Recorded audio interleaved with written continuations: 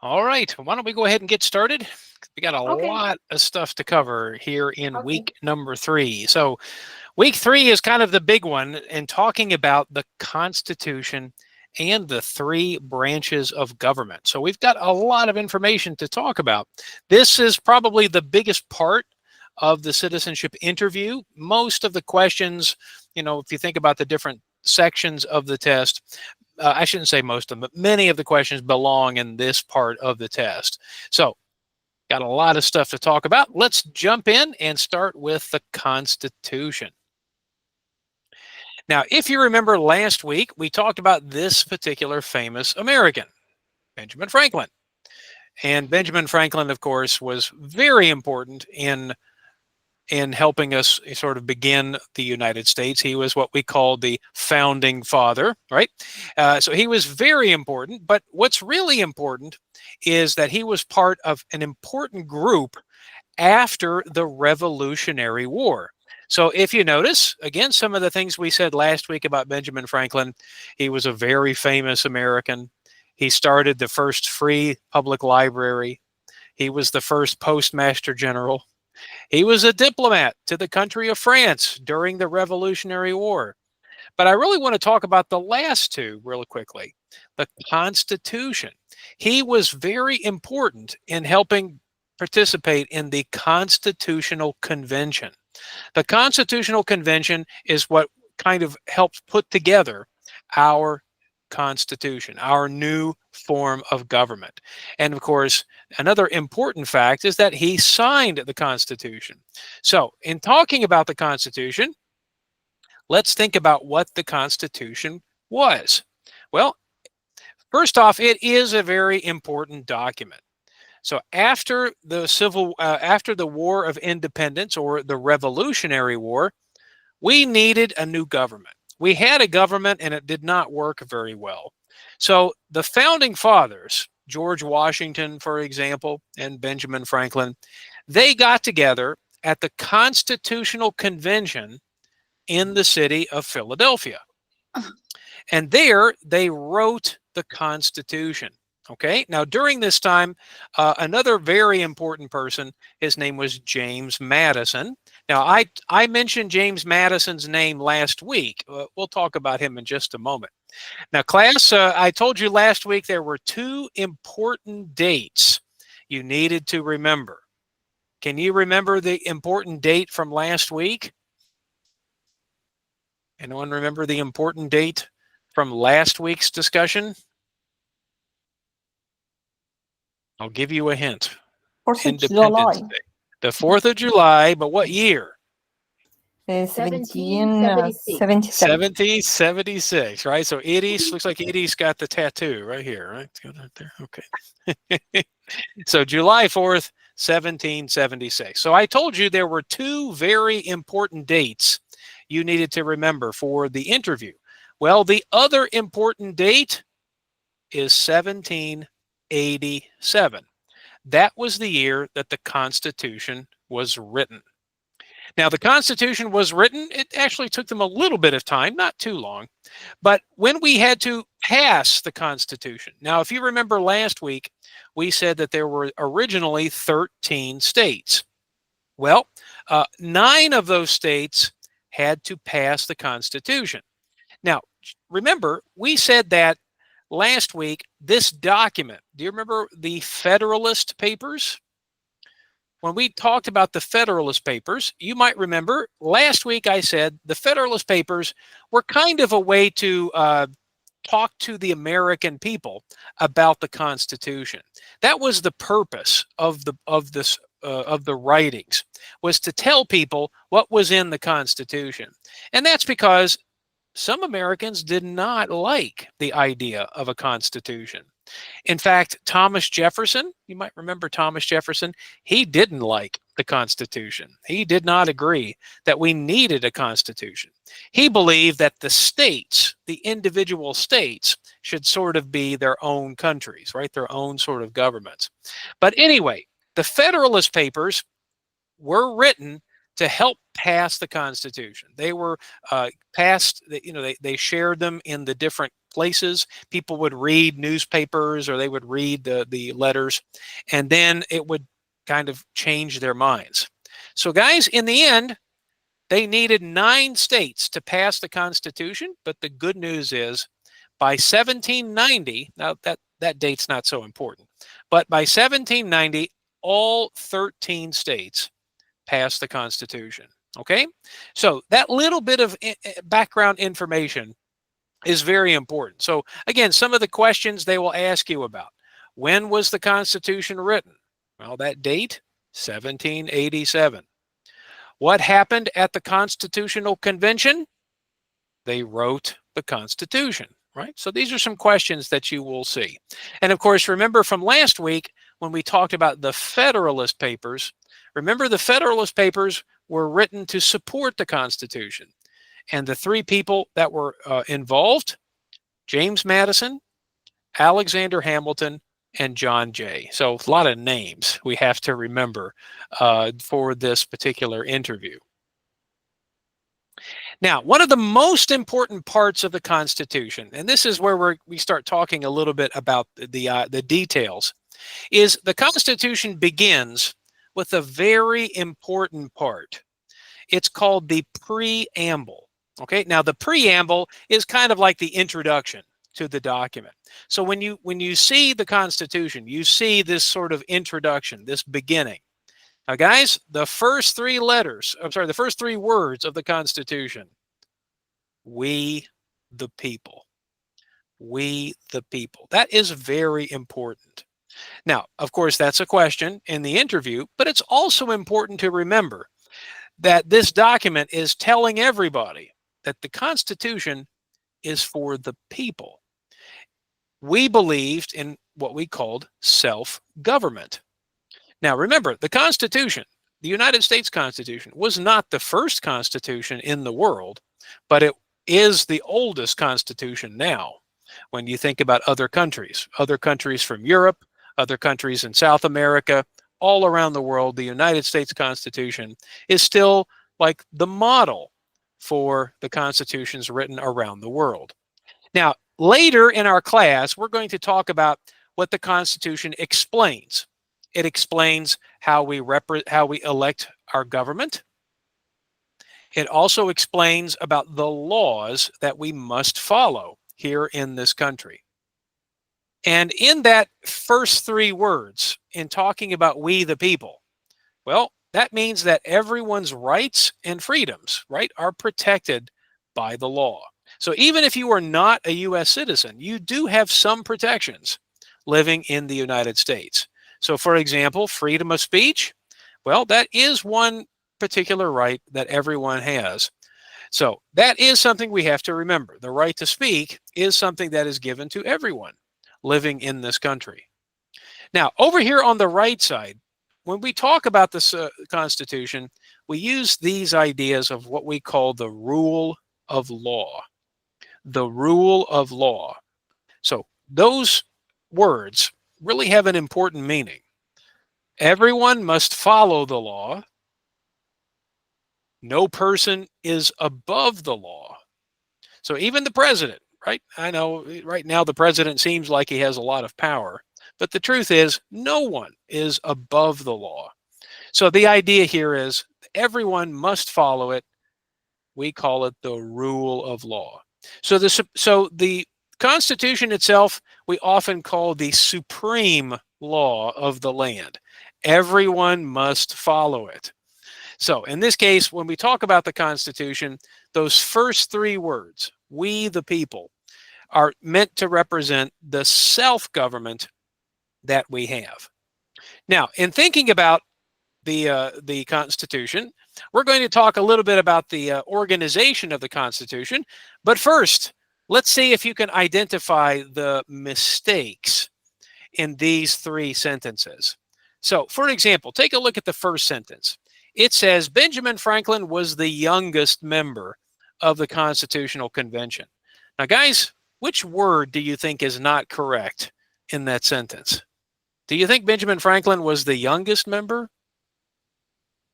He's the oldest. He was the oldest. Yeah. In fact, as we mentioned last week, he was probably the most popular member of the Constitutional Convention and of the early Americas, because the truth is he was pretty old. He had done lots of stuff. So Franklin was not the youngest, he was the oldest. Okay, now dates. The Constitution was written in 1776. Who That's remembers the the date? Independence Day. Yeah, that's Independence Day. So Iris, when was the Constitution written? 1787.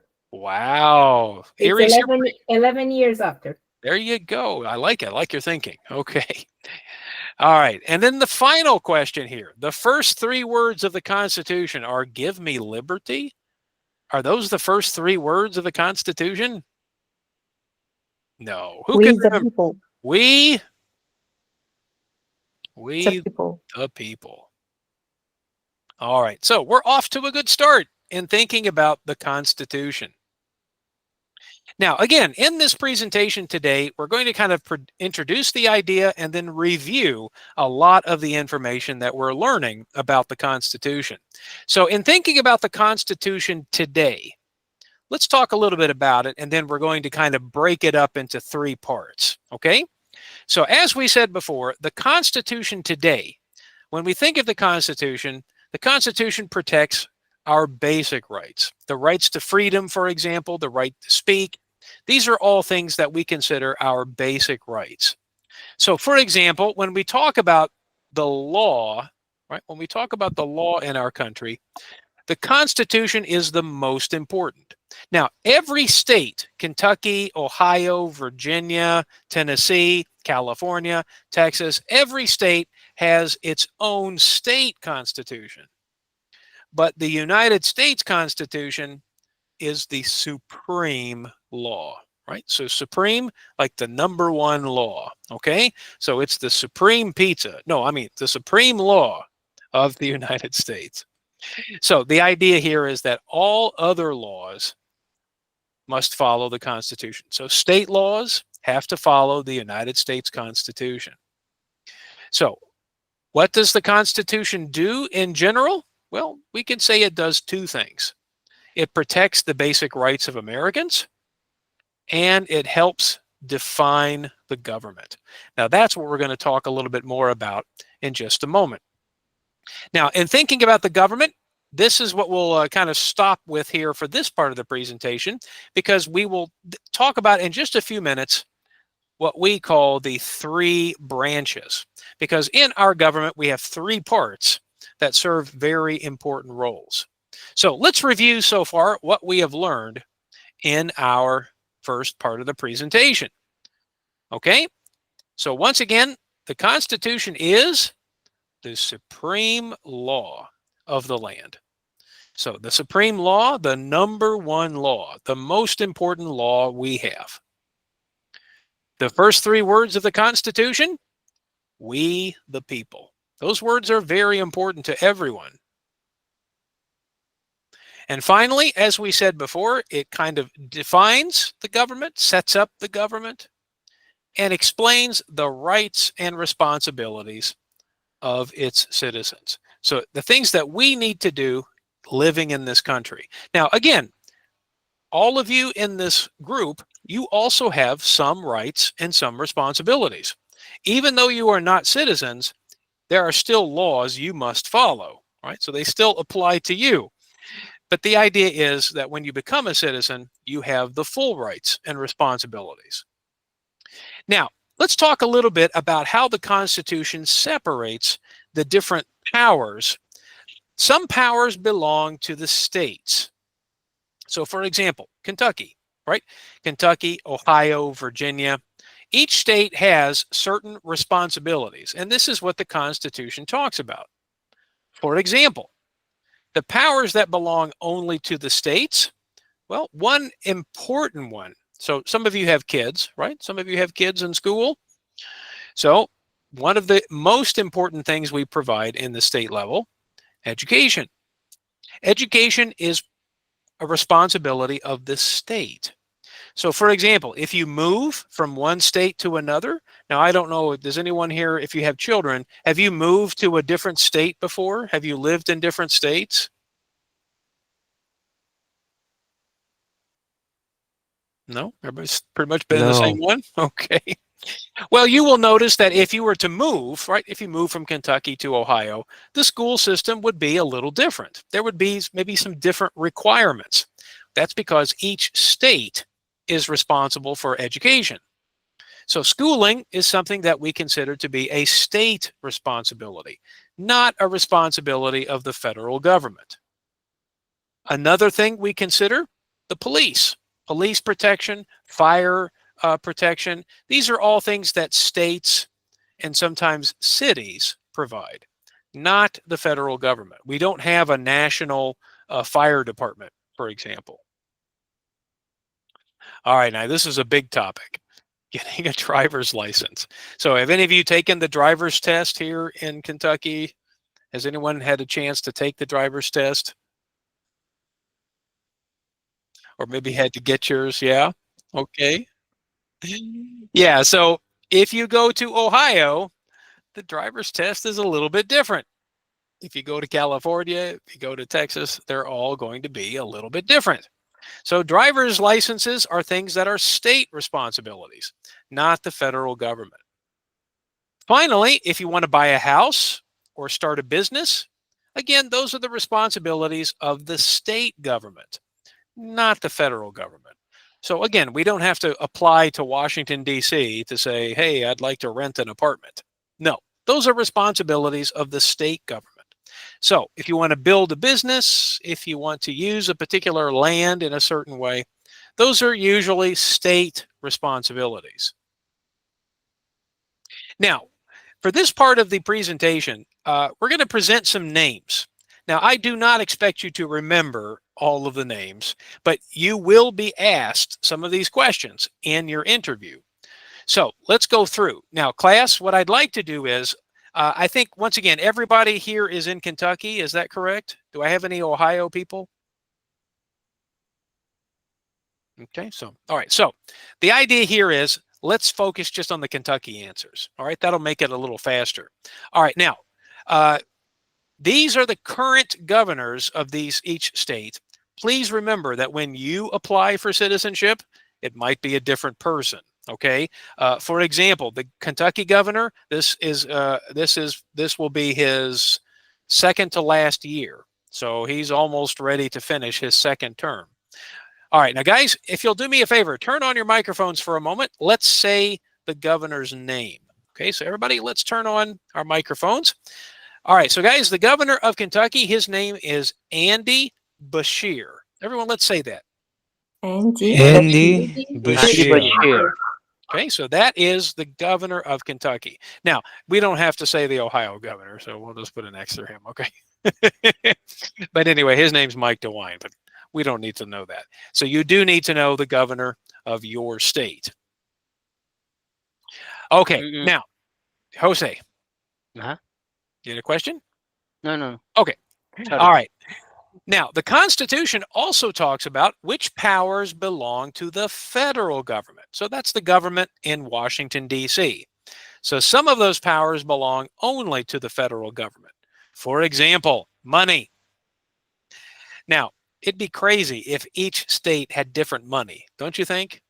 If you travel to Kentucky and then you have to go and exchange money to go to Ohio, for example. Well, actually, that was the situation in the beginning of our country. Each state had a different currency, a different money. That was crazy, right? I mean, when you go to Ohio, you don't want to use Kentucky money, right? Well, so the idea is now only the federal government can make money. So there is no Kentucky money, there's no Ohio money, there's just American money. Of course, declaring war. This is something only the federal government can do. For example, Kentucky cannot declare war on another country. That would be crazy. Create an army. Again, an army is something only the federal government can do. Here on the state level, we have police officers, right? But at the federal level, we have an army. Now, the last one, to make treaties. Does anybody know what a treaty is? Anybody know this word?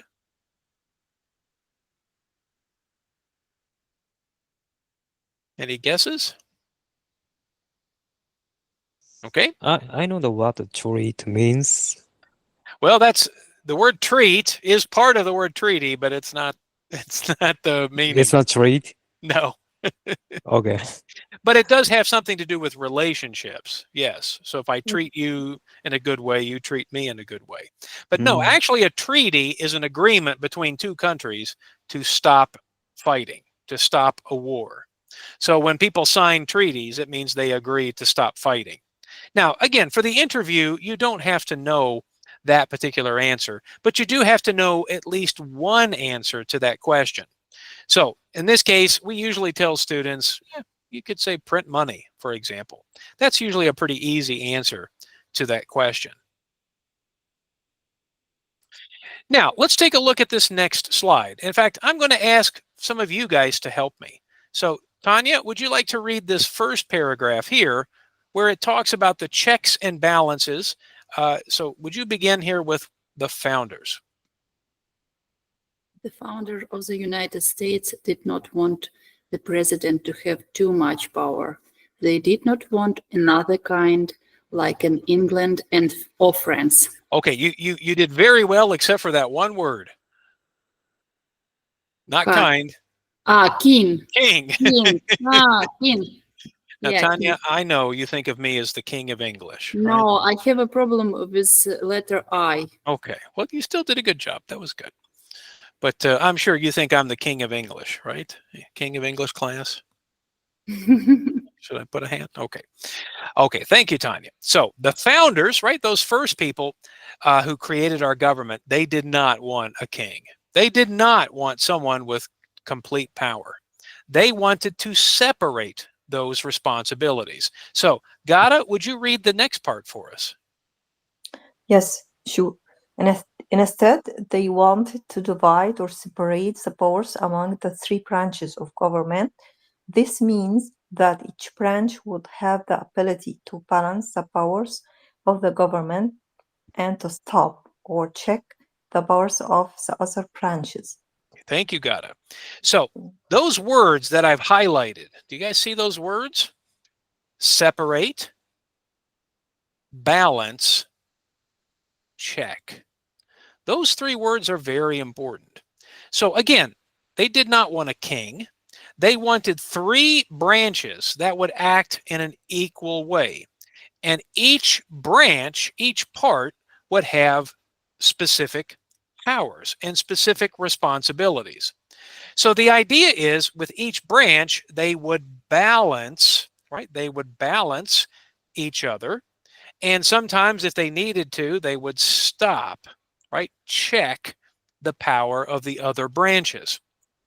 So for example, maybe if you've been listening to the news, sometimes the president tries to do something and sometimes the courts, right, would say no.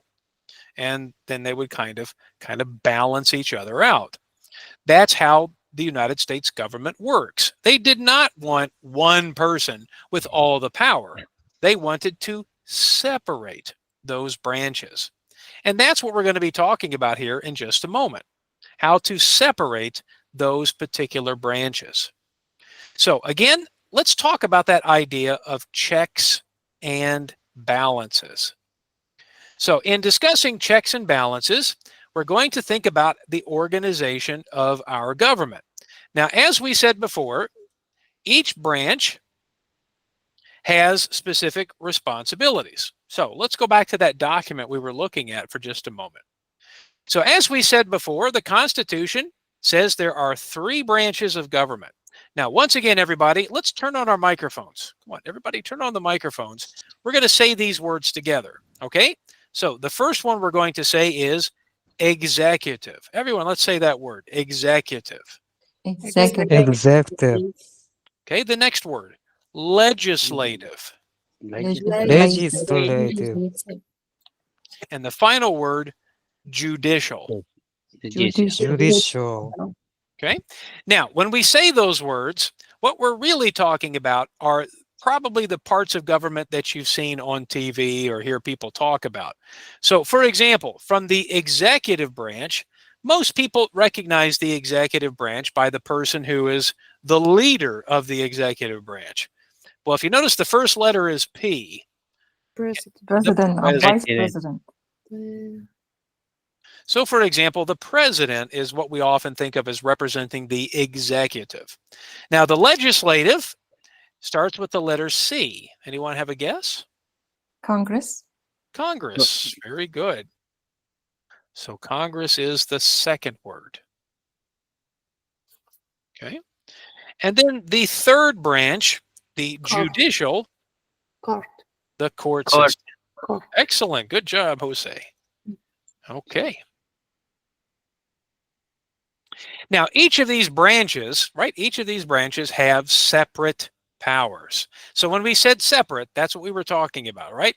So the idea is that each branch has these separate powers, and we're going to talk more about them here in just a moment.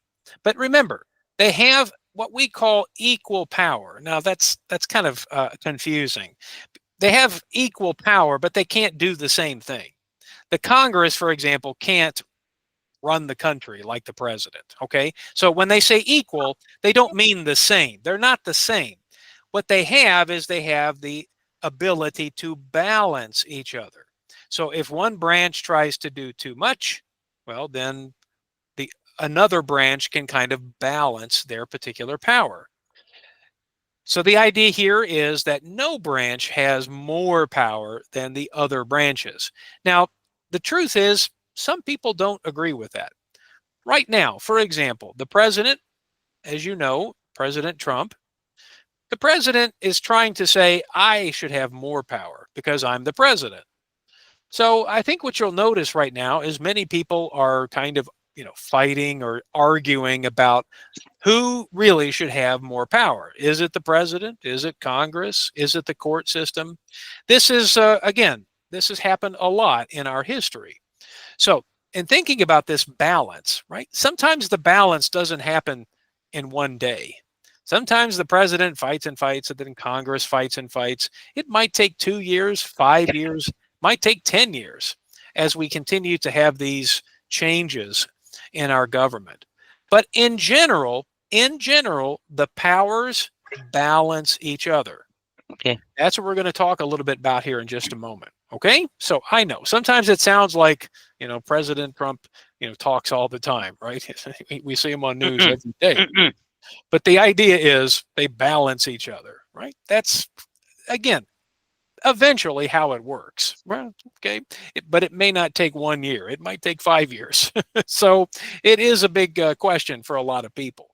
Now, let's go back to our presentation and let's kind of look a little more specifically at that particular organization of our government. So in thinking about the organization, sorry guys, let me clear the screen there. Okay. In thinking about the organization of our government, we're going to look at that more carefully in just a moment. But first, let's think about the other part of the Constitution. So the Constitution tells us about the organization of government, but it also talks about the rights that we have living in this country. So many of you probably know the rights that many of us have. Most students have some idea about these particular rights.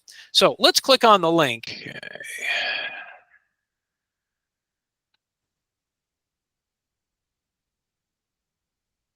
All right, sorry guys, here it is. Okay, so the Bill of Rights. Now, as we said before, the Founding Fathers wrote the Constitution in 1787. That's, again, a long time ago, right? That's over 200 years ago. But the truth is, they wanted a document that can change with the country. Now, that doesn't mean they wanted it to change easily. So, yes, they wanted the document to be kind of a living document that would often need to change if we needed to change something about our country. Now, some of you come from countries where maybe the Constitution has changed all the time, right? So, for example, if you're, some of you might be, let's say, Jose, you're from Venezuela, right? Yeah. Okay, so you might remember Chavez, right? Yeah. Yeah, Chavez changed the Constitution all the time. Yeah. In fact, many countries in South America changed the Constitution. Well, A change to the Constitution is called an amendment. An amendment. Now, in the beginning, when they wrote the Constitution, they did not talk specifically about the rights of individual people. So in 1791, what they decided to do is to make a list of amendments to add to the beginning of the Constitution, to the what we call now the Bill of Rights.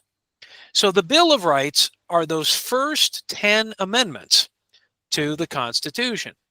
Now, I think many of you probably know some of these rights already, but over time we did add more, but not a lot.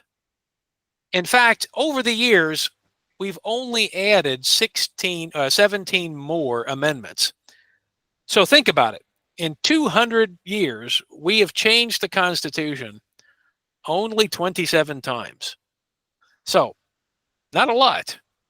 And one reason is because it's very difficult to change the Constitution. So, that's good, right? It's good that we can't change it very easily. But that also means that things don't change very quickly. And that can be very frustrating, I think, for people. Now, again, in thinking about those rights, I think many of you probably know the First Amendment, right? How many of you have heard of the First Amendment to the Constitution? For example, if I said freedom of speech, how many people have heard that before? Raise your hand if you've heard this before. Freedom of speech. How many people have heard that before? Really? Just a couple? Oh my goodness. Well, today's your lucky day. The First Amendment to the Constitution is probably the most important. It is the right to speak. Each person has individual rights or freedoms. So in that amendment, we actually have more than just the freedom of speech. Can you guess what some of the other freedoms are in the First Amendment? Religion? So freedom of religion. Yes. Okay, so that's one of them. We said already freedom of speech. Okay. Now, can you guess any others? I'll give you a hint. There are two more. So we have freedom of religion, freedom of speech. There's a freedom of newspaper to news and That's something right. like that. Like the freedom of the media, the freedom of the Yes, freedom press. of media. Yes. Mhm. Okay, that's three. To learn. Say it again, Tanya. To learn. The freedom to learn? Well, that's kind of included in freedom of speech. All Yes, right. speech. Jose? Freedom and speech. Right? We said freedom of speech. Uh-huh. Yeah, the liberty. So what do you think? What do you think, Yasushi? What about slavery?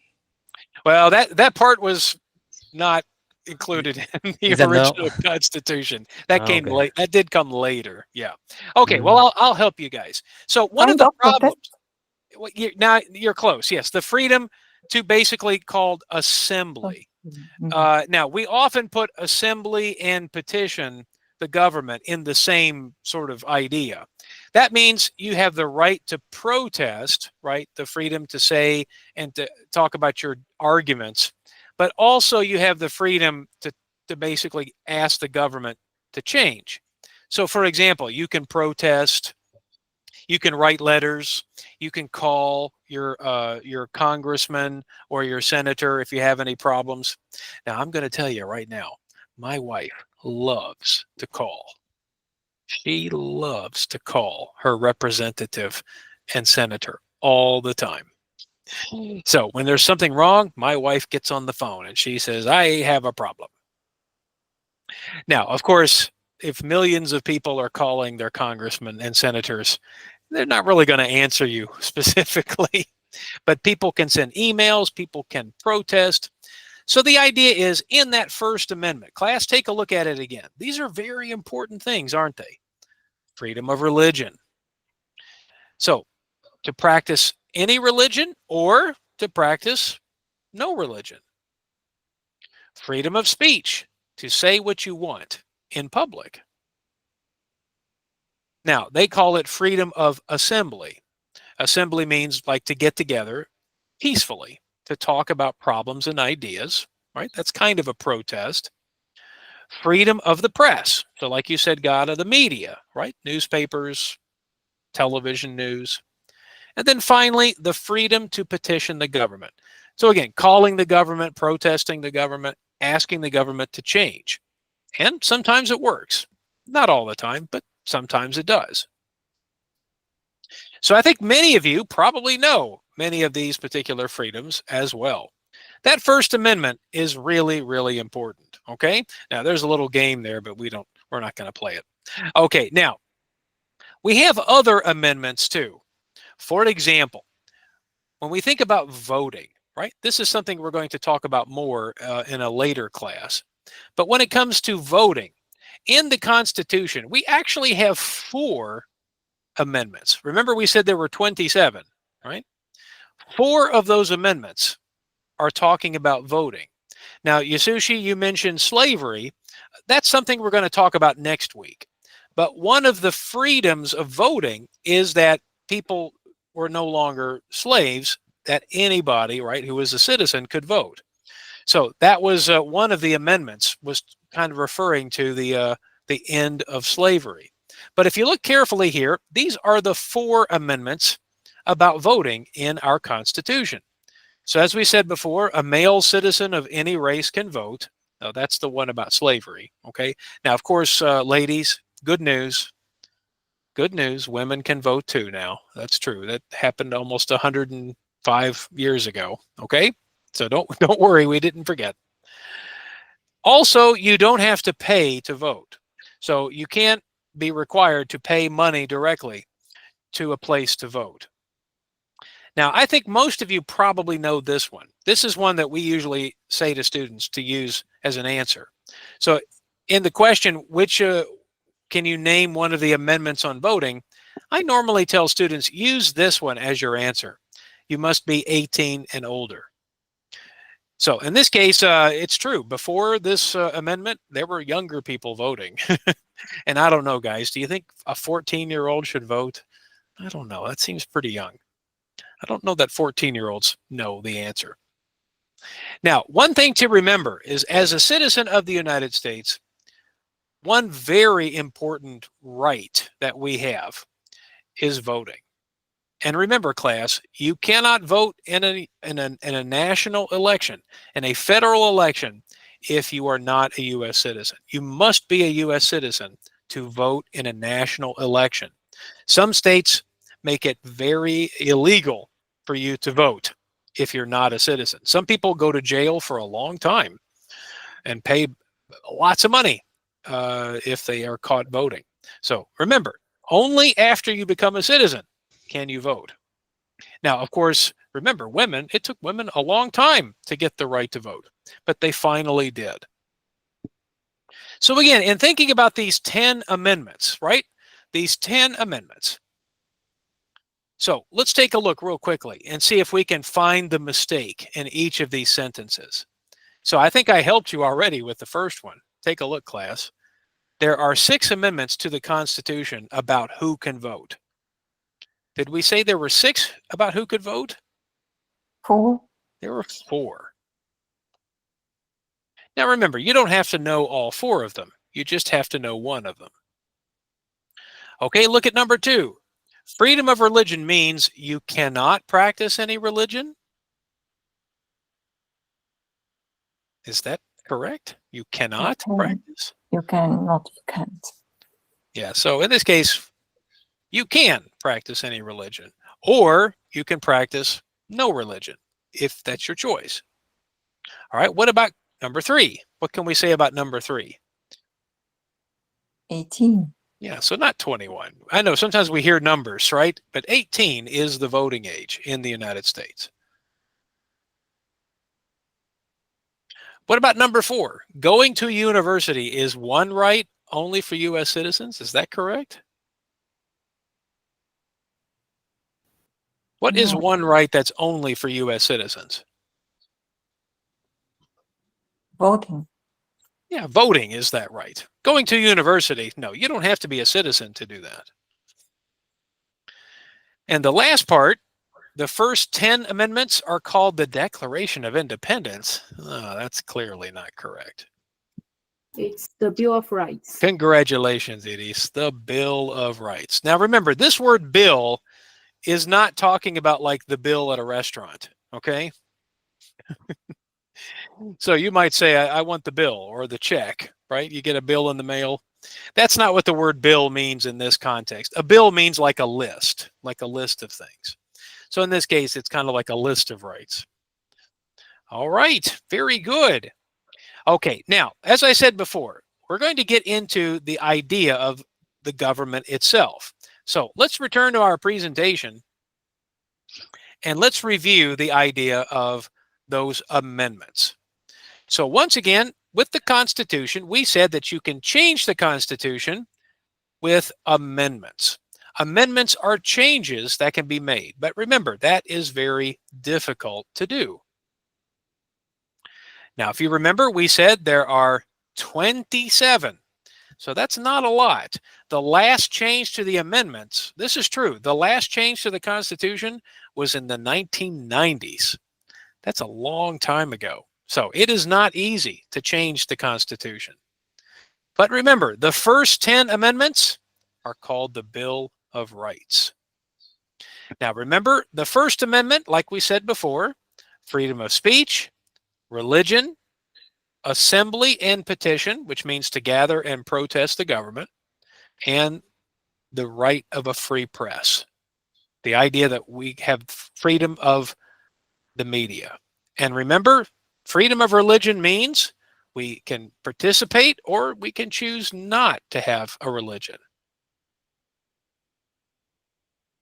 Now, there are other important amendments to the Constitution. Now, most of these are questions that you're not going to see in the actual interview. But, for example, we mentioned the slavery issue. That's something we'll talk about next week. For example, the 15th Amendment gave African Americans the right to vote. The 19th Amendment, like we said earlier, gave women the right to vote. Now, some of you may be thinking, well, wait a minute. Here in America, you've got a vice president. Well, the 25th Amendment is talking about if the president cannot serve for some reason, if he gets sick or if he dies, the vice president becomes president. We'll talk a little bit more about that in a moment. The 26th Amendment established the legal voting age at 18. So there are lots of amendments that we have to our Constitution. Okay, class, so the last part of our time is going to be looking at, again, the parts of the government. So as we said before, there are 3 parts of the government. Let's take a look first at the legislative, the Congress. Now, Congress is divided into 2 parts, the House of Representatives and the Senate. Let's take a look at each branch, okay, real quickly. Now, in thinking about each branch has responsibilities. The first thing we need to understand is that in the legislative branch, each branch often has particular members.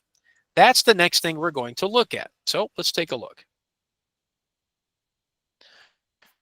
So for example, let's take a look at Congress.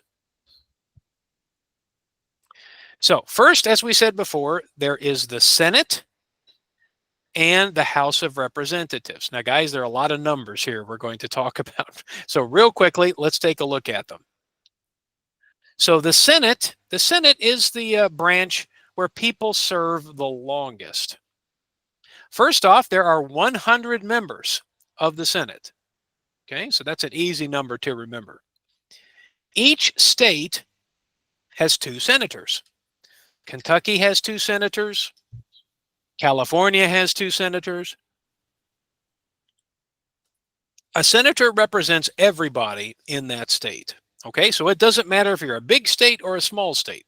So if you have a small population like Hawaii, you got 2 senators. If you're a big state like New York, you got 2 senators. Now, the reason for this is so that every state would have an equal vote in the Senate. So California would have the same number of votes as Kentucky. Now, class, notice very carefully here. Senators serve a long time. Their periods are 6 years. So when you vote for a senator, they serve for 6 years. Now, senators can serve many, many times.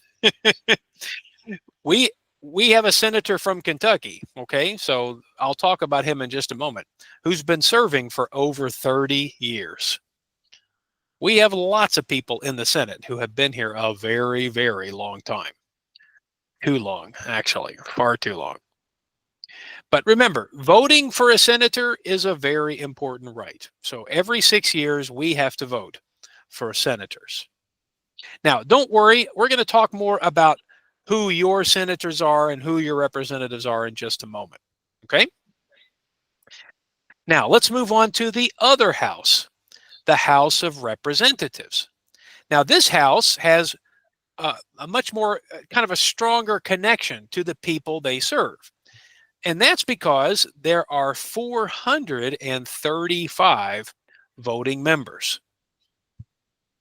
Now, as you can probably guess, the number of representatives for each state depends on the population. So, class, do you think Kentucky has the same number of representatives as California? No. California is a really big state. Do you guys know how big California is? Do you know how big it is? Anybody have a guess how big California is? All right, well, I'll give you an answer. California, the entire state of California, is the same size as the country of Canada. This is true. In fact, California is the 4th or 5th largest country in the world if you were to separate it from the United States. It is a big, big state. So California has more representatives than Kentucky. If a state has a large population, more representatives. If a state has a small population, it has at least one. For example, Texas in 2010 had 32 representatives. Now, that number has changed. But Wyoming, which is the smallest, one of the smallest states, has only one representative. In fact, class, the city of Cincinnati is bigger than the entire state of Wyoming. If you take all of the Cincinnati area, just Cincinnati, it is bigger in population than the whole state of Wyoming. That's true. So again, even if you're a small state, you get at least one representative. Now, because these representatives are responsible for small parts of each state, they do not serve as long. They serve only 2 years.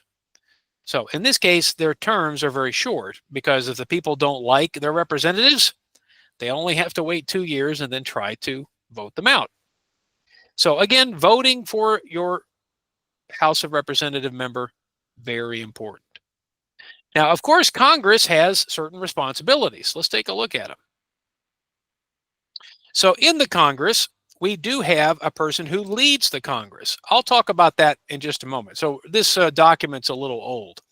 But the person who leads the House of Representatives, he is called the Speaker of the House. So I will share with you who the Speaker of the House is now. It is not this person over here. And then if the president and the vice president cannot serve anymore, then it becomes the Speaker of the House. That's true. So if something happens to the president and then something happens to the vice president, well, guess what? The Speaker of the House becomes the president. It's true. Now, in thinking about Congress, what particular responsibilities do they have? Well, they've got a lot of responsibilities. We'll take a look at those in just a moment. But let's go back now to our presentation. Let's talk about who the current Speaker of the House is. Now, everybody, let's turn on the microphones again, and let's say the name of the current Speaker of the House, because this is a question on the interview. So, guys, repeat after me. Mike Johnson. Mike Jackson. Mike Johnson. Mike Johnson. That's kind of an easy name, isn't it? Yeah. So he is the current Speaker of the House.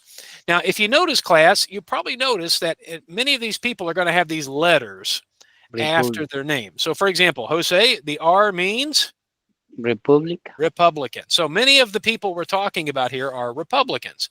Now, of course, the governor of Kentucky is a Democrat, but the idea is when you see those letters, that's what it means. Okay, now real quickly, guys, once again, turn on your microphones. Let's learn the names of your representative and your Kentucky senators. Now, class, everybody here lives in the same district. So if you're in Northern Kentucky, he is your representative. Okay, so everybody repeat after me. Thomas Massey. Thomas. Thomas Massey. Okay, and then over on the right side, the two senators who represent Kentucky. Let's say their names together. Mitch McConnell Mitch Mitch McConnell. McConnell. Ryan. and Rand Paul. Rand Paul. Now, guys, if you just look at the picture here of Mitch McConnell, you can see that he already looks very old. So the truth is, he was the old person I was talking about a few minutes ago. He has been serving for over 30 years. And this year, finally, he's going to retire. So lots of people are getting old and ready to retire in the Senate. Now, no one here is from Ohio, so we'll skip the Ohio answer. Okay, now let's review some things and just share with you. So what does Congress actually do? Well, Congress makes the laws. They write the laws for our country. Now, when they write the laws, right, they actually do it by the two houses. One house will write the law, and then they will send the bill, right, to the other house. And as we said before, there are two chambers, right? So class, those two chambers are the House of Representatives and Senate. the Senate. Canada. So let's review real quickly. In the House of Representatives, can you remember how many members are in the House of Representatives? 435. This is the big one. So 435 determined by state populations. So I think if you remember, I said California is the biggest. California has 53 representatives. Kentucky has 6. Remember that each representative serves their district. So for example, I shared with you your representative of your district. He represents all of Northern Kentucky. Okay, so that representative represents all of us in this class because we're in the same district. And remember, they serve for 2 years. But remember, there are no limits. They can run again and again and again. So for example, your representative, Thomas Massey, I think he's been in Congress almost 12 years. They can stay a long time. All right, guys, the other house, the Senate, how many senators are there? 100. And that's because there are 2 for each state. And remember, each member serves all of the people living in their state. So even people who are not citizens, the Senate represents those people. And remember, senators serve for 6-year terms. Okay, 6-year terms. Okay, quickly, let's turn our attention to the executive. Now, the executive branch, most of you already know, represented by the president and the vice president. Now, I think most of you already know the names of our current president, right? That's Donald Trump. And the vice president is? J.D. Vance. J.D. Vance. J.D. Vance. Now, again, you have to know these names. There are a lot of names, okay, in the interview. So, now, in just a moment, we're going to review these questions. So, I want to go back for just a moment, though, and let's look at the executive branch. Now, again, I told you there's a lot of information in tonight's class, so a lot of stuff to cover.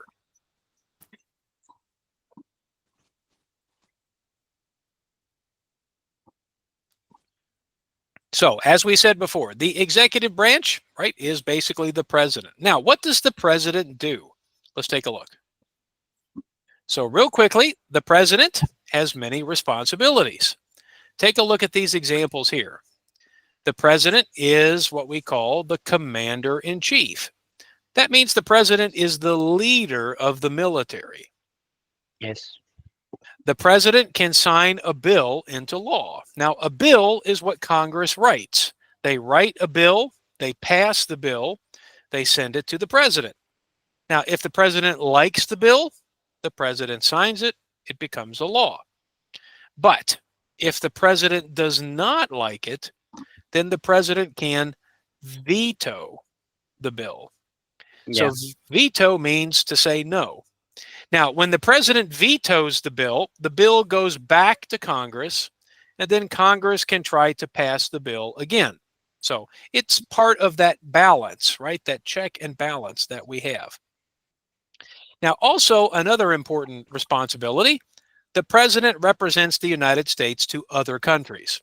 So that's why you see, oftentimes the president, Trump talking to someone from another country, right? You see lots of news footage with the president talking to other people.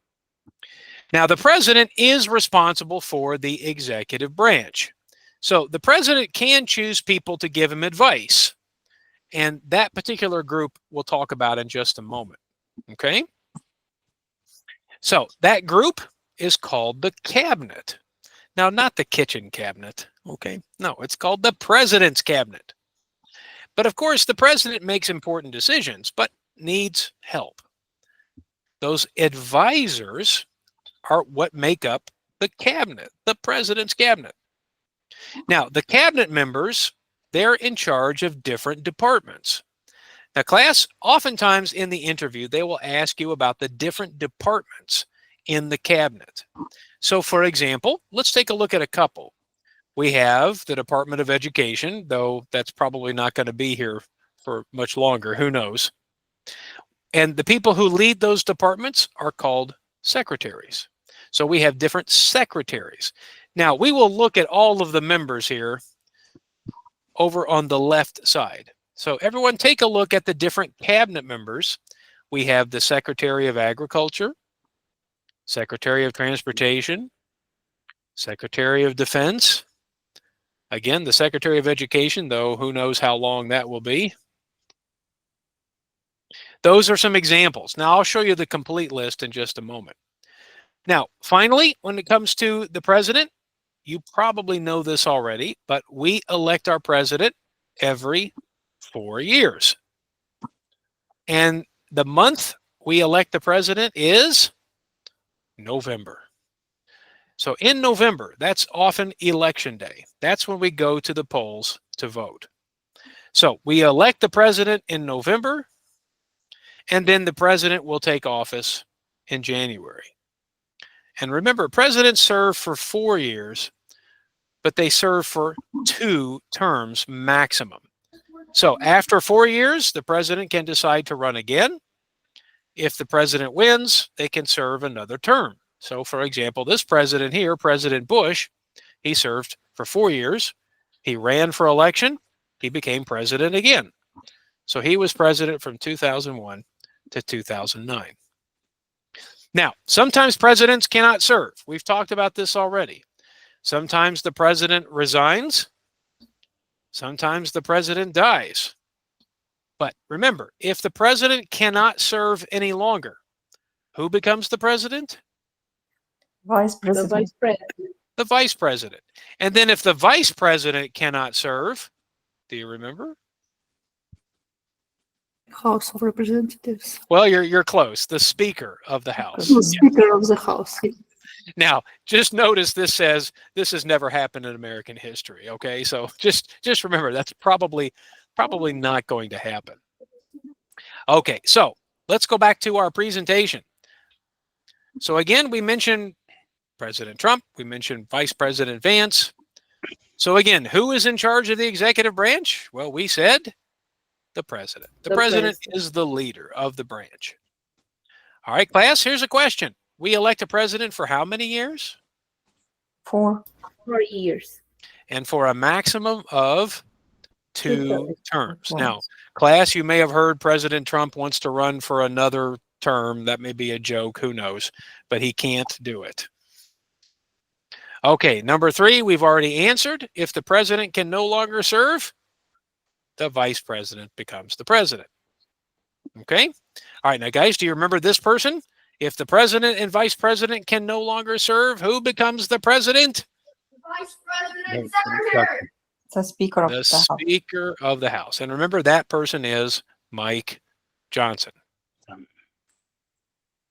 In what month do we vote for president? September. November. November. Yeah, I think you might want to help your son back there, Tony. Yeah. This is good for him. This is good. This will be good for him. Yeah. So it's November. All right. Who vetoes bills? I'm sorry, guys. For some reason, my animation isn't working. So who vetoes bills? Well, we said the president. And remember, veto means saying no to a bill. So when we hear veto, that means to say no. Right? So for example, if your kid wants ice cream for dinner and you say no, that means you vetoed your kid. Okay? So there you Please, go. Mr. John, can I ask a question? You may. I think there's another responsibility for the president, like pardon. Say it again. Pardon. Yes, presidents do have the power to pardon, but that question is not on the interview. Okay. Yeah. At least that's not one you have to answer. But yes, that is a power exclusively for the president. Okay, we mentioned the president's cabinet. What does the president's cabinet do? Now, this is not the kitchen Advisors. cabinet. They basically, Advisors. yeah, that's it. They advise the president. They give advice. Now, the commander-in-chief, we said, of course, is the president, right? The leader of the military. Okay, now let's go back for just a moment. We said that one of the questions is going to ask about the cabinet. So there are many, many cabinet members. You only have to name 2, but I'll show you the complete list here on the screen. Now, I'm not going to read all of them. But for example, you can choose 2 of the easier answers. Remember, you only need 2. For example, you could say something like Secretary of State and maybe Secretary of Transportation, for example, right? So you could choose any of the people from this list. Now, when we're finished here, you can take a look at the list more carefully. But remember, you only need to answer 2 for the interview, okay? So you don't need to memorize all of them. Okay, now, as we get close to finishing here, I think you might know some of the answers to these questions. What are the 2 major political parties in the United States? Republican and Democrat. Congratulations. Now, you might be surprised or confused. Why do you use these animals for these parties? Republican Party, you might see the elephant. In the Democratic Party, you might see the donkey. Well, unfortunately, I don't have time to explain, but there actually is a reason why they choose these animals. But it's not important for the test, okay? So don't worry. All right, guys. Now, which party does the president belong to? So Donald Trump is? Republic. Yes, a Republican. Okay, guys, we've got just about 10 minutes to finish up our discussion. And the last part, quickly, is the judicial branch. Now, this is referring to the court system that we have here in the United States. So let's take a look at the courts. This will be our final discussion point for the evening. So as we said before, the judicial branch is the court system. Now, really, the court's most important function, their most important responsibility, is to explain the laws of our country. So sometimes when there's a disagreement or a misunderstanding, the court system is the place to go to get that sort of explanation. Now, guys, the most important court in the United States, you may already know, the Supreme Court. So the Supreme Court is the highest court in the United States. And this court will review laws and explain them. But the court system itself is not, they don't make laws. They don't explain things first. They generally explain things only after it becomes a problem. Now, in talking about the Supreme Court, just remember that in general, the Supreme Court has 9 justices. They call them justices. Now, you might know the word judge, right? Maybe you've heard that word before, judge. But a justice is the same thing. It's a judge. Now, the sort of leader of the Supreme Court is called the Chief Justice. Now, the Chief Justice is not exactly the boss, but the Chief Justice kind of organizes things in the Supreme Court. So they kind of organize the other 8 justices when it comes to the decision for the law. Now, class, take a look at this. The justices serve for life. Think about that. They serve for their whole life, or until they retire, or until they die. A few years ago, we had a justice die, actually 2. So the idea here is sometimes they die while they are still serving. So the members of the Supreme Court can serve a very, very long time. Now, in thinking about the Supreme Court, so let's go back to our presentation to finish. Let's review some things that we need to know. So again, what does the judicial branch do? Who can answer that question for us? What do they do? To explain the laws. Yeah, basically review and explain the laws. They don't make laws, they review them. So only when there's a problem do they try to explain. Now, quickly, how many justices are on the Supreme Court right now? 9. Now, I do want to say something quickly. There is no specific number in the Constitution. So for some reason, we have chosen 9 as the number. So there's nothing specific in the Constitution that says it has to be 9. But that is the number we have right now. Okay, so just remember there are 9 justices right now. Now, guys, let me go ahead and introduce your last name. I know you're thinking, phew, Mr. John, so many names on the test. Well, guys, here is the final name you need to learn. That is the Chief Justice. Who is the current Chief Justice? All right, guys, one more time. John Turn on Roberts. your microphone. Turn on your microphones, everybody. Let's say his name, so that way we know how to pronounce it. Okay, so guys, repeat after me. John Roberts. Robertson. John. John Roberts. John Roberts, yes. So again, not a difficult name, but again, a name you have to know. Okay. Now, guys, our time is just about up here for tonight. Now, I sent you a link to some flashcards. Now, the idea here is these flashcards contain all 100 questions for the interview, and I have divided them up into their different categories. So, for example, questions about the government, questions about responsibilities, about history. In fact, we will talk more about history next week. But you are certainly welcome to practice these questions now. You click on the link and the questions will appear on the screen. Now, I have to apologize because we started these cards many years ago, and unfortunately, the system itself used to be free, so they'll probably keep asking you for money, okay? But you don't have to pay. But for example, if you want to practice the questions, so notice the first one you can practice here. It says, for example, what is one responsibility that is only for American citizens? Now, you can practice listening to the question. So for example, did I have the volume turned on? Let me double check and see.